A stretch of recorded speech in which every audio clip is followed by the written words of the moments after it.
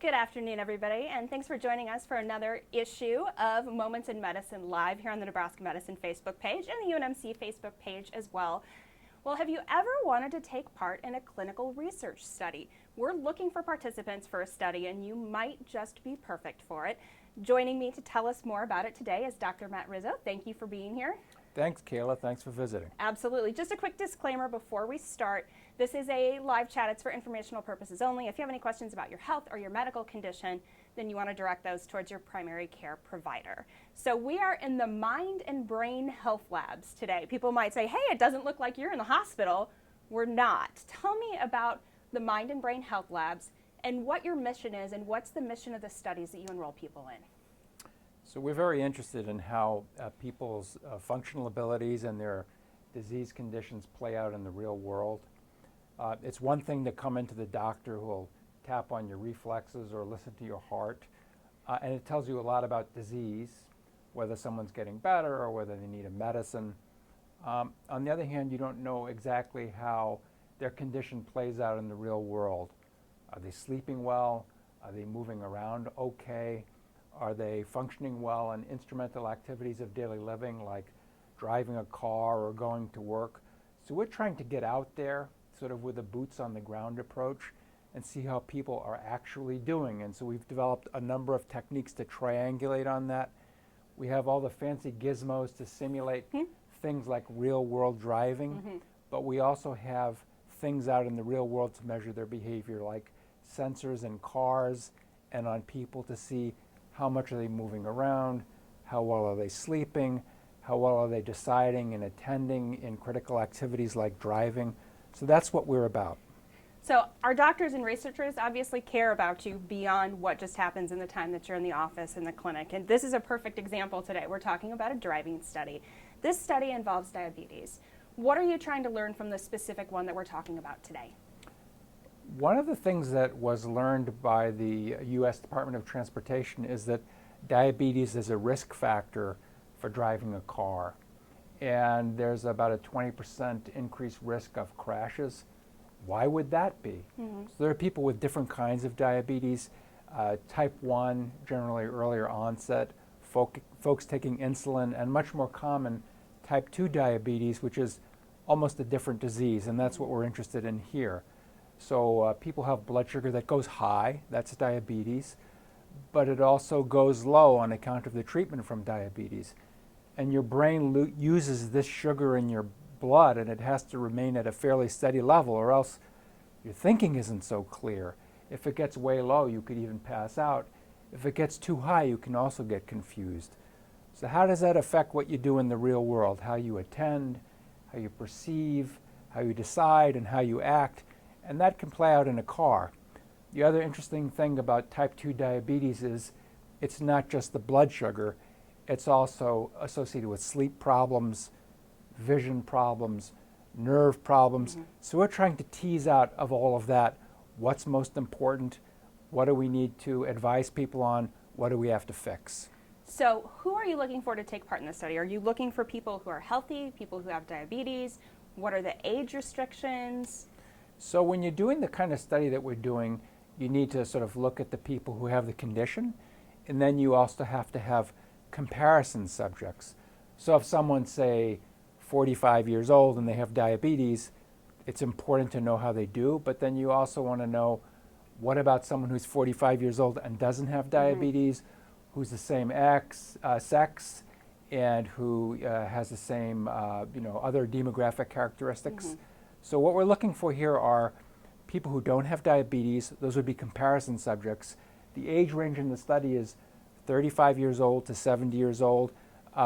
We're particularly interested in people over 45.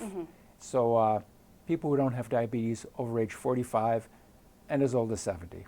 So for the people who want to participate in the study, they have a camera installed in the car. We have a prop table, ladies and gentlemen, today. So show me the camera system. If you could just hold it up and tell us where you put it and what it's recording. So it's much more than a camera. It's much cooler than that. It's actually a suite of things. We have this, it is a camera, one that's facing inward and gets a view of the inside of the cab to show how the driver's doing. Are they sleepy? Are they able to control the steering wheel?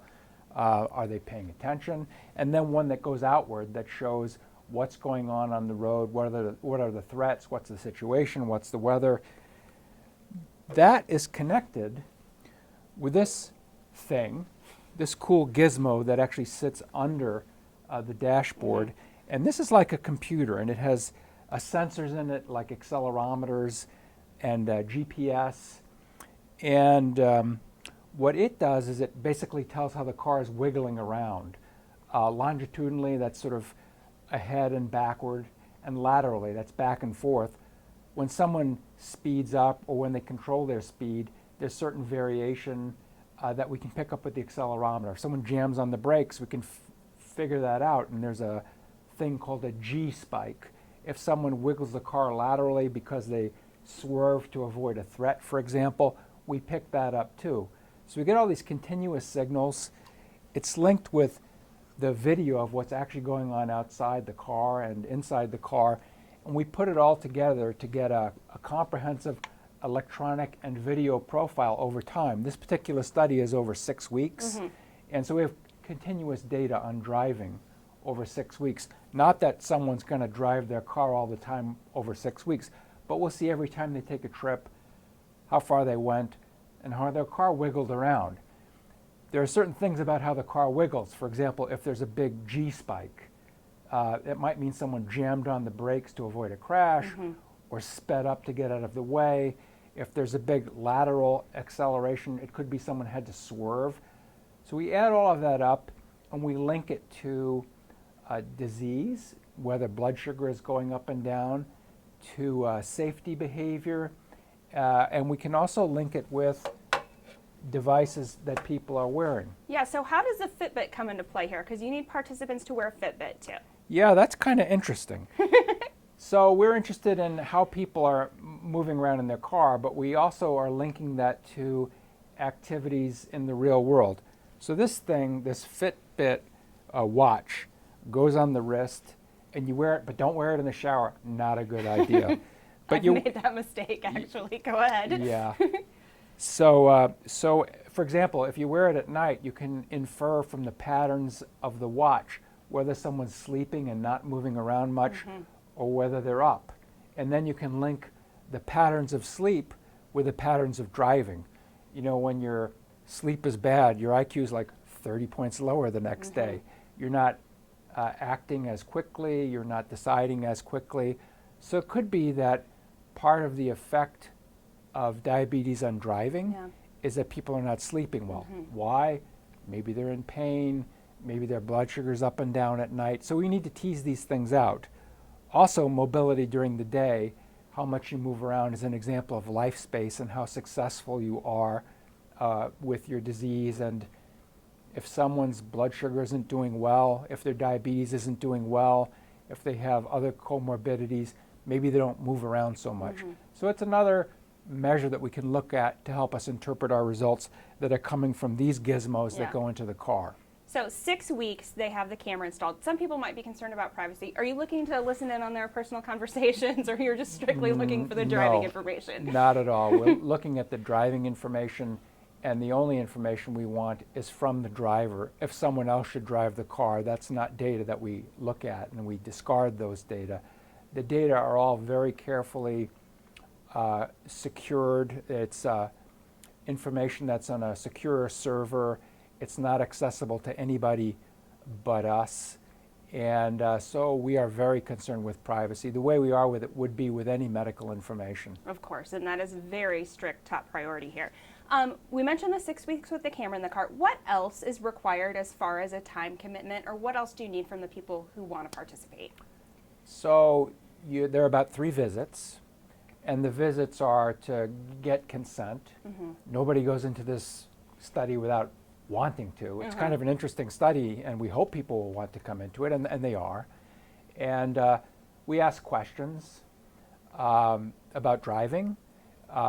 People take some tests to see, how their thinking abilities are, and they're not very extensive, but just to give us an idea, because this is not a study of people who have thinking problems or dementia or Alzheimer's disease or anything like that. So we want to exclude those kinds of conditions. We have them come in and we will sort of repeat tests, or we will obtain information from the boxes that they are using and make sure that they're working properly. So it's that kind of information. So if you're thinking about participating, it's important to note you will be compensated for your time. Besides getting paid, which of course is a fantastic advantage, what are the other benefits in taking part in a study like this? Well, this will help us to learn more about how disease plays out in the real world. It will allow us to make more recommendations to people on when they're safe, when they're not safe. Another really interesting thing that can come out of this is that information from your car and personal devices that you have can actually tell you about health. And we have this idea of my car, the doctor, that actually you get passive information from a car that is as good as medical information. It can tell you about movement, it can tell you about decision making in the real world, in the complexity of the real world, which is very different from having somebody come into the clinic and you ask them a few questions. So it's this rich data source. It is kind of egalitarian in the sense that it can come from anywhere. A person could be in far western Nebraska, could be 500 miles away, maybe don't have access to a doctor, but we get information that is health relevant, can come back to us because it's electronic, and maybe we can ultimately give advice based on these sort of ubiquitous sensors that are present and that people wear around in the real world. So the payoff is that there's actually a new way of getting health information from people. It's passive, it doesn't bother anybody, it doesn't necessarily involve a visit to the doctor. What could be better than that? And as a researcher, you need these people to step forward, volunteer, get paid for it, and just to really help out in this process to get this valuable information. And they benefit from it as well. I think that, you know, one of the fundamental principles of modern biomedical research and clinical work and clinical trials is a lot of it depends on the magnanimity of the people who participate. They may learn more about themselves. It may not have any direct benefit to their care, but ultimately it may benefit people who have the same disease and society. And knowledge is always important because then we get new ideas and new hypotheses that lead to new studies and further benefits. Well, it's a great information out there. You're always doing studies here looking for more information, and that's information that we'll keep you posted of. Thank you for your time today, Dr. Rizzo. And if you have any questions, go ahead and put those in the comments on the Facebook page, and we will go ahead and answer those for you as quickly as we can. If you are interested in participating in the study, once again, they are looking for specifically people 45 and over. The information will say 35, but they're looking for a little bit more of that older age group. So you can also call 402-559-6870, or you can send an email to mbhl@unmc.edu. Find out some more information, and if it's something you would be willing to do, put that camera in your car and benefit science.